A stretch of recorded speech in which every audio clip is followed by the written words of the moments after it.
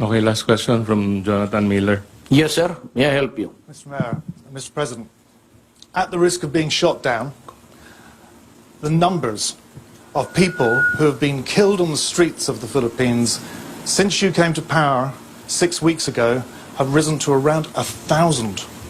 Now, I know you have been contemptuous of your critics, but they are accusing you of unleashing a national death squad. Where is this going to end? Because some are saying that the social fabric of the Philippines is at risk here. Good. That's a very good question. Because the other past, in the distant past, no police was ever willing to really work and risk his life. You know, it was a practice before. That's why I said I take full responsibility. You know why? Because they are now encouraged and even brave enough to have a shootout. The standard practice in this system of government is that when you accuse him, they would always file a counter-charge and say that there's due process or that they were unarmed and anything, any answer that could give a leverage. And ordinarily, and you can check this out, in the courts, they have to use that leverage against the poor policeman. Now, remember in this country, no lawyer is provided for the policemen and the other men and the security officers when they get into trouble with the law. They are left at the mercy on their own. That was the policy before, and in the previous ones, they are left behind. So when I was mayor, I told them, go ahead, do your duty. But if you feel that you're in carrying out your duty, you will get killed. My God, shoot him first. And they were protected here, and there were cases filed, and I provided the lawyer. And for the time that they are suspended, that is why they are afraid. They face charges in court, then at the same time, when they are accused, they lose the job because they are suspended. And for the time that they are suspended, and the hearing of cases can take you to eternity, as low as it can ever be, the family is not without food. But with respect, sir, you as a lawyer know Yes. better than any of us how important this principle of innocent until proved guilty is. Look, Padilla said 2 years ago, there are 3 million addicts in this country. That was the last figure. Nobody cared to find out. Now it's my time. So, 2 years ago,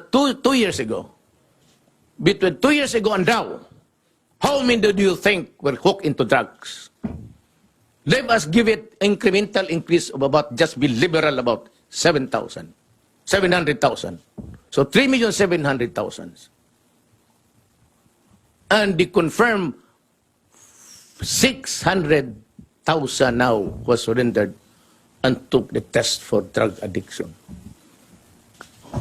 How do you call it? Just a problem? Is just a police problem? Or is it really a crisis for this country? It's not even epidemic, my friend. It is pandemic. So what am I supposed to do as a president? Empower the military and the police, for after all, they are there to protect the integrity and preserve the people of the Philippines. At the risk of gun law, sir. It can happen. It happens in America. They're shooting the blacks there. It shows on TV. It shows on TV. What's the difference between America and the Philippines? Nothing. So what is surprising here is surprising to us. We say policemen, they're shooting a black guy there. How many times had it happened in the past? That's why you have the violent demonstration. So, would it surprise you and me? Almost the same. 1 case only, 3 cases here. So what? It involves the same principle. Say, for every 1 black there dead, you have about 5 here. And so, does it make this world more livable because there is less killing? When you shoot a black there dead, what is that? Is that not appalling? when you bomb Syria and Iraq, and you kill communities, and you kill children and old people and hospital, what is it? And why is it that United States is not doing anything? I do not read anybody in that stupid body complaining about the stench there of that. Look at the iconic boy that was taken out from the rubble. And he was made to sit in the ambulance, and we saw it. So what's the difference? Life of a criminal, or maybe he was really rubbed out. We cannot discount it. But what do you think that Americans did to the black people there? Is that not rubbing out also? I say, well, it was just one community there, one state of America. Well, but you have there about 10. So what's the difference? Are we here for the counting or the basic principles of human rights? Almost the same. Okay. Thank you, sir.